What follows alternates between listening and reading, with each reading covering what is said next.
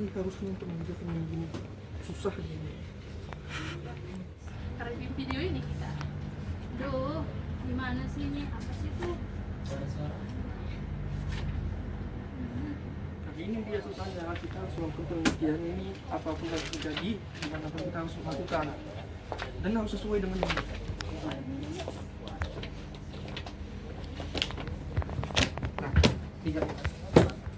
Di sini dikatakan bahwasanya kita harus melakukan penelitian ini lebih baik untuk dilakukan secepatnya. Duh. Ini dia masalah deh. Oh itu ya. Kalau menggunakan dulu pakai apa ya? Padahal disuruh pakai penelitian ini. Sedangkan aku tahu itu apa. Ada apa ya kak? Kok bingung kelihatannya? Kalau lagi ngerjain penelitian ya? Iya nih kak, dosen kami menyuruh penelitian, tapi aku nggak tahu bagaimana caranya. Gimana nih? Emangnya udah semester berapa kak? Semester ini udah semester 6 sih kak, tapi nggak tahu bagaimana caranya ini meneliti ini. Hah? Udah semester 6? Masih bingung dengan penelitian? Rugi dong!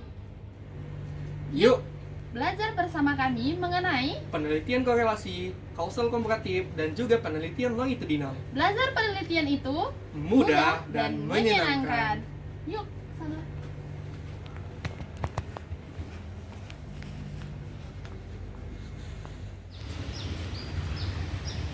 Teman-teman, kali ini kita akan memfokuskan materi kita kepada penelitian korelasional. Yuk kita bahas! Penelitian korelasional adalah jenis penelitian yang bertujuan untuk mengetahui hubungan antara dua atau lebih variabel. Dalam penelitian korelasional tidak ada upaya untuk menentukan sebab akibat, namun lebih kepada mengetahui sejauh mana dua variabel saling berhubungan. Dengan demikian, penelitian korelasional membantu para peneliti untuk memahami pola hubungan antara variabel tanpa menyimpulkan ada atau tidaknya sebab akibat. Ciri dari penelitian korelasional ini adalah bahwa penelitian tersebut tidak menuntut subjek penelitian yang terlalu banyak.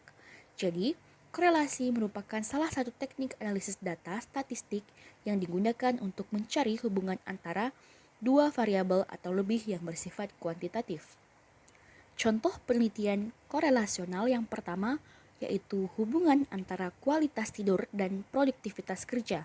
Pada penelitian ini akan mengeksplorasi hubungan antara kualitas tidur karyawan dengan tingkat produktivitas dan kinerja mereka di tempat kerja. Faktor-faktor seperti durasi tidur, pola tidur, dan masalah tidur akan dianalisis dalam kaitannya dengan produktivitas kerja sehari-hari. Yang kedua, pengaruh penggunaan media sosial terhadap kesejahteraan mental remaja. Studi ini akan mencari korelasi antara penggunaan media sosial oleh remaja dengan tingkat stres, kecemasan, dan depresi yang mereka alami. Faktor-faktor seperti durasi penggunaan, interaksi sosial online, dan dampak psikologisnya akan menjadi fokus penelitian. Selanjutnya kita akan membahas tentang pengertian penelitian longitudinal. Mari kita bahas. Pengertian penelitian longitudinal adalah jenis penelitian observasional di mana data dikumpulkan dari subjek yang sama secara berulang selama periode waktu tertentu. Penelitian ini melibatkan pengamatan yang berkelanjutan terhadap subjek yang sama, dengan tujuan untuk memahami perkembangan atau perubahan dalam variabel-variabel tertentu seiring waktu. Contoh penelitian longitudinal dapat dilakukan untuk mengidentifikasi dampak media sosial terhadap perkembangan perilaku remaja dalam jangka waktu yang panjang. Hal ini memungkinkan para peneliti untuk melacak perubahan-perubahan dalam pola komunikasi, interaksi sosial, dan penyesuaian diri remaja seiring penggunaan media sosial. Setelah dua penelitian sebelumnya telah kita bahas, selanjutnya kita masuk ke penelitian yang terbaru, yaitu penelitian kausal komparatif. Berikut pembahasannya. Penelitian kausal komparatif adalah jenis penelitian yang bertujuan untuk menyelidiki hubungan sebab akibat antara dua atau lebih variabel. Dalam penelitian ini, peneliti mencoba untuk menentukan apakah satu variabel menyebabkan perubahan pada variabel lainnya. Ciri-ciri utama penelitian kausal komparatif adalah yang pertama, membandingkan dua atau lebih kelompok yang berbeda pada satu atau lebih variabel terikat. Yang kedua, mencari hubungan sebab akibat antara variabel independen dan variabel dependen. Yang ketiga, tidak ada manipulasi atau pengaturan kondisi oleh peneliti, dikarenakan variabel independen telah terjadi secara alami. Yang keempat, memerlukan adanya kelompok pembanding untuk melihat perbedaan antara kelompok yang dipengaruhi dan tidak dipengaruhi variabel independen. Dan yang terakhir adalah analisis dilakukan untuk menentukan perbedaan antara kelompok dan mengidentifikasi variabel yang menyebabkan perbedaan tersebut. Contoh penelitian kausal komparatif adalah membandingkan prestasi akademik antara siswa yang mengikuti les privat dan yang tidak, atau membandingkan tingkat depresi antara karyawan yang mengalami rekonstruksi perusahaan dan yang tidak.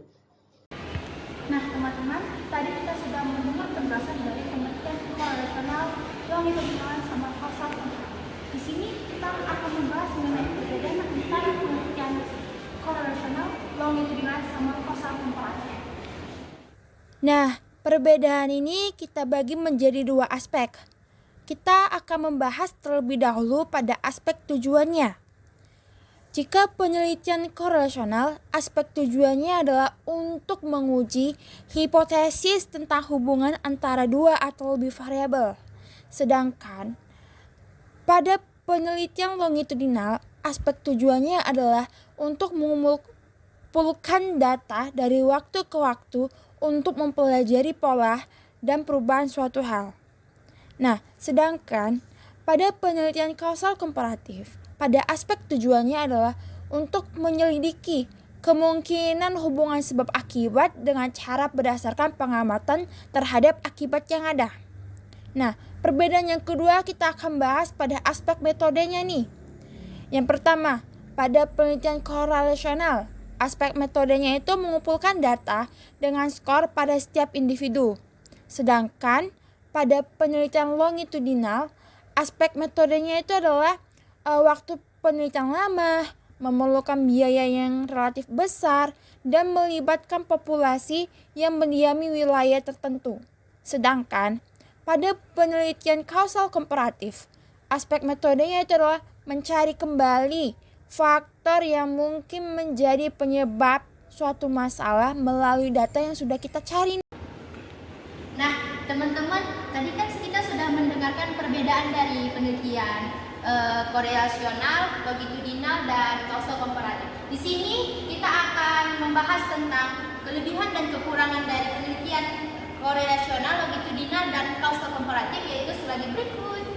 Kelebihan dari penelitian korelasional memberikan pemahaman awal tentang hubungan antara variabel tanpa memanipulasi atau mengintervensi variabel. Yang kedua, kelebihan dari penelitian longitudinal memungkinkan untuk mengidentifikasi sebab akibat dalam hubungan antara variabel karena pengamatan dilakukan sepanjang waktu. Yang ketiga, kelebihan dari penelitian kausal komparatif memungkinkan untuk mengevaluasi pengaruh variabel independen terhadap variabel dependen secara langsung, yang memungkinkan penarikan kesimpulan tentang sebab akibat. Kekurangan dari penelitian korelasional tidak bisa menentukan sebab akibat, meskipun dapat menunjukkan hubungan antara dua variabel. Tidak dapat menunjukkan apakah satu variabel menyebabkan perubahan dalam variabel lain atau sebaliknya. Yang kedua, kekurangan dari penelitian longitudinal membutuhkan waktu dan sumber daya yang signifikan, mengikuti subjek dari waktu ke waktu, memerlukan komitmen yang besar dan bisa menjadi sulit untuk mempertahankan kepatuhan subjek terhadap protokol penelitian. Yang ketiga, kekurangan penelitian kausal komparatif sulit untuk mengontrol semua variabel yang mempengaruhi hasil, meskipun ada usaha untuk mengontrol variabel pengganggu. Nah, tadi kan sudah ada beberapa poin yang sudah dibahas. Sekarang, mari kita pelajari apa saja batasan-batasan dari setiap penelitian. Yuk kita pahami. Batasan-batasan dari setiap penelitian, yaitu yang pertama ada penelitian korelasional. Penelitian korelasional yaitu menyelidiki hubungan antara dua variabel. Penelitian korelasional membatasi diri pada menentukan hubungan antara variabel tanpa menyimpulkan sebab akibat. Lalu yang kedua yaitu penelitian longitudinal. Penelitian longitudinal ini yaitu menganalisis ataupun memeriksa perubahan variabel dalam jangka waktu yang telah ditentukan. Penelitian longitudinal ini membutuhkan pengamatan yang berkesinambungan terhadap variabel selama periode waktu yang telah ditentukan. Yang ketiga ataupun yang terakhir yaitu yang penelitian kausal komparatif. Penelitian kausal komparatif ini yaitu menentukan hubungan antara variabel independen terhadap variabel dependen, yang dimana dengan tujuan untuk menentukan apakah variabel independen memiliki pengaruh terhadap variabel dependen. Dari penjelasan materi-materi sebelum-sebelumnya mengenai pengertian, kelebihan, dan batasan, di sini akan saya jelaskan mengenai manfaat dan penerapan dari penelitian tersebut. Di sini kita akan membahas manfaat dan penerapan mengenai koresional, longitudinal, dan kausal komparatif. Yang pertama, penelitian koresional.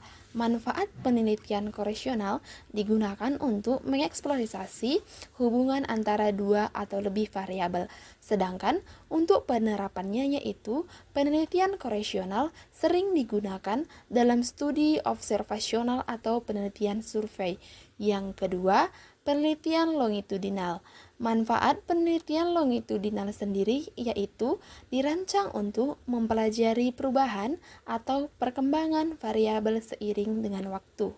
Penerapan penelitian longitudinal sering digunakan dalam bidang psikologi perkembangan, pendidikan, dan sosiologi. Penelitian kausal komparatif. Manfaat penelitian kausal komparatif juga dikenal sebagai penelitian eksplanatori bertujuan untuk memahami hubungan sebab akibat antara variabel. Penerapan penelitian kausal komparatif sendiri sering digunakan dalam penelitian sosial dan ilmu politik. Nah, ayo kita lanjut ke perpus. Kita lanjut ke membaca malam. Ya, kita kan perlu belajar kan.